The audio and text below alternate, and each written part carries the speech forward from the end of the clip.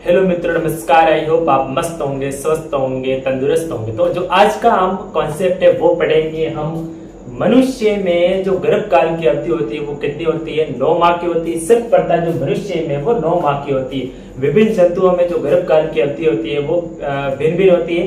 तो जो माँ के गर्भ में जो भ्रूण होता है वो सबसे पहले कौन से अंग का विकास होता है, कौन से महीने में कौन सा अंग का विकास होता है वो आज हम पढ़ेंगे डिप से। लेकिन आपको मेरे साथ एंड तक बने रहना। तो देखो, जो 1 महीने में सबसे पहले जो हार्ट का विकास होता है, गर्भावस्था में भ्रूण में सबसे पहले वो हार्ट का विकास होता है। किसका विकास होता है? हृदय का। किसका विकास होता है?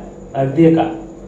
आपको ध्यान रखना है, सबसे पहले जो है वो हृदय का विकास होता है। फिर दूसरे माह में होता है पैर और अंगुलियों का विकास। पैर और अंगुलियां विकसित होती है। दूसरे माह में पैर और अंगुलियां विकसित होती है। फिर 12वें सप्ताह में मतलब सभी अंग और तंत्रों का निर्माण हो जाता है। सभी अंग और तंत्रों का निर्माण हो जाता है। लगभग सभी अंग और तंत्रों का निर्माण हो जाता है। फिर 5वें माह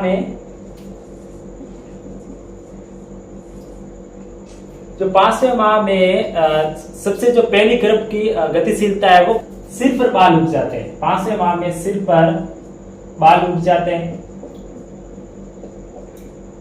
सिर पर बाल उग जाते हैं और 24वें सप्ताह में 24वें इन अंगों पर बाल उग जाते हैं।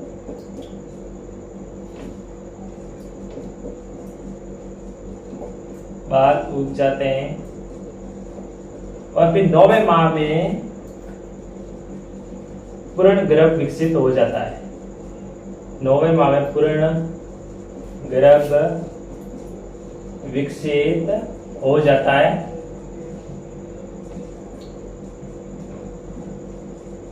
9वें माह में पूर्ण गर्भ विकसित हो जाता है और प्रसव के लिए तैयार होता है।